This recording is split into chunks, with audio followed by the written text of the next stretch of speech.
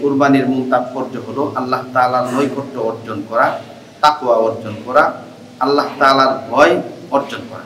নাহমাদুহু ওয়া নুসাল্লি আলা রাসূলিহিল কারীম, আম্মা বা'দ, ফাআউযু বিল্লাহি মিনাশ শাইতানির রাজীম। বিসমিল্লাহির রহমানির রহিম।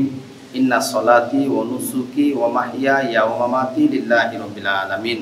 কুরবানির মূল তাৎপর্য হলো আল্লাহ তাআলার নৈকট্য অর্জন করা, তাকওয়া অর্জন করা, আল্লাহ তাআলার ভয় অর্জন করা। সূরা কাউসারের ২ নম্বর আয়াতে আল্লাহ তাআলা বলেন, ফাসল্লি লিরাব্বিকা ওয়ানহার, তোমরা কুরবানি করো, নামাজ পড়ো আল্লাহ তাআলার জন্য। সুতরাং কুরবানি করা এটা আল্লাহ তাআলার একটা বিধান, করতেই হবে, এড়িয়ে যাওয়ার কোনো সুযোগ নেই। কুরবানি শুধু পশু জবাইয়ের মধ্যেই সীমাবদ্ধ না, বরং কুরবানির পশু জবাইয়ের পাশাপাশি আমাদের মানুষের ভিতরে আমাদের পশুত্ব একটা ভাব থাকে, সেই পশুত্ব ভাবটাকেও জবাই করা, এটা হলো উদ্দেশ্য। তো হযরত ইব্রাহিম আলাইহিস সালাতু ওয়াস সালাম, উনাকে আল্লাহ তাআলা হুকুম করলেন তোমার প্রিয় বস্তু কুরবানি করো, ১০০ উট কুরবানি করলেন, দ্বিতীয়বার আবার করলেন, তৃতীয়বার আবার করলেন, আল্লাহ শুধু হুকুম করতেই আছেন। এবার হযরত ইব্রাহিম আলাইহিস সালাতু ওয়াস সালাম দেখলেন যে নিজের প্রিয় বস্তু আমার কলিজার টুকরা সন্তান ইসমাইল ছাড়া আর কেউ না। তারপর ইব্রাহিম আলাইহিস সালাতু ওয়াস সালাম নিজের প্রিয় সন্তান ইসমাইল আলাইহিস সালাতু ওয়াস সালামকে কুরবানি করার জন্য, আল্লাহ তাআলার নৈকট্য অর্জনের জন্য, ইসমাইলকে কুরবানি করার জন্য রওনা দিলেন। এখান থেকে আসলে আমরা শিক্ষা পাই, উনি যেমন আল্লাহর নৈকট্য লাভের জন্য নিজের প্রিয় সন্তানটাকেও আল্লাহর রাস্তায় বিলীন করে দিলেন, তো আমরাও ঠিক সেরকম ভাবে আল্লাহ তাআলার নৈকট্য অর্জনের জন্য আমাদের প্রিয় বস্তুগুলোকে আল্লাহ তাআলার পথে কুরবানি করতে পারি। যাদের উপর নেসাব পরিমাণ অর্থ থাকে ঈদের দিন, তাদের উপরই কুরবানি ওয়াজিব। এখন নেসাব পরিমাণ অর্থ কি? ৭.৫ তোলা স্বর্ণ অথবা 52.৫ তোলা রূপা পরিমাণ অর্থ থাকা। যদি কারো কাছে ৭.৫ তোলা স্বর্ণ না থেকে ১-২ তোলা বা ১-২ ভরি স্বর্ণ আছে, পাশাপাশি কিছু রূপা আছে, কিছু অর্থ আছে, তাহলে ৭.৫ তোলা স্বর্ণ থাকাটা শর্ত না, বরং তার কাছে 52.৫ তোলা রূপা পরিমাণ অর্থ থাকলেই তার উপর কুরবানি ওয়াজিব। কুরবানির যেই পশুটাকে আমরা জবাই করব, পশুটাকে নির্ণয় করা।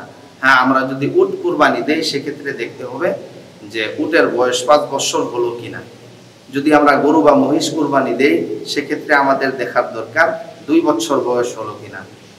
আর যদি আমরা বকরি, দুম্বা, ভেড়া এই জাতীয় পশু কুরবানি দিয়ে থাকি, তো আমাদের লক্ষণীয় বিষয় হলো ১ বছর হওয়া। ভেড়া এবং দুম্বার ক্ষেত্রে হাদিসে আসছে ৬ মাসের হলেও চলবে, যদি মোটা তাজাই সেরকম ১ বছরের মতো দেখা যায়, এবং অঙ্গ প্রত্যঙ্গগুলি যেন নষ্ট না হয়, কোনো খুঁত যেন না থাকে। এই কুরবানির পশু নির্ধারণের ক্ষেত্রে আমরা এই দিকগুলো বিবেচনা করতে পারি। পশু জবাইয়ের সময় কি দোয়া করতে হয়? মূলত পশু জবাই করার জন্য যদি কোনো ব্যক্তি বিসমিল্লাহি আল্লাহু আকবার বলে, তো জবাই হয়ে যায় এবং ওই গোশত খাওয়া হালাল, কোনো হারাম নাই, কোনো সমস্যা নাই। এরপরেও রাসূল সাল্লাল্লাহু আলাইহি ওয়াসাল্লাম থেকে মোটামুটি লম্বা একটা দোয়া আসছে। আমরা যদি সেই দোয়া সম্পর্কে জানতে চাই, তাহলে দোয়াটা হলো, ইন্নী ওয়াজ্জাহতু ওয়াজহিয়া লিল্লাযী ফাতারাস সামাওয়াতি ওয়াল আরদা হানিফাম ওয়া মা আনা মিনাল মুশরিকিন, ইন্না সলাতি ওয়া নুসুকি ওয়া মাহইয়ায়া ওয়া মামাতি লিল্লাহি রাব্বিল আলামিন, লা শারীকা লাহু ওয়া বিযালিকা উমিরতু ওয়া আনা আউয়ালুল মুসলিমিন, আল্লাহুম্মা মিনকা ওয়া লাক, বিসমিল্লাহি আল্লাহু আকবার। কুরআন থেকে আমরা 2টা আয়াতের বিবরণ দিতে পারি। সূরা হজ আয়াত নাম্বার 28, সূরা হজ আয়াত নাম্বার 36। আল্লাহ তাআলা এক আয়াতের মধ্যে বলেন, ফাকুলু মিনহা ওয়া আতইমুল বাইসাল ফাকির। অন্য আয়াতে বলেন, ফাকুলু মিনহা ওয়া আতইমুল কানিআ ওয়াল মু'তাদ। এই আয়াত 2 এর দিকে যদি আমরা খেয়াল করি, তো কুরবানির মাংস 3 ভাগ করা মুস্তাহাব, এটা আল্লাহ তাআলা বলেছেন।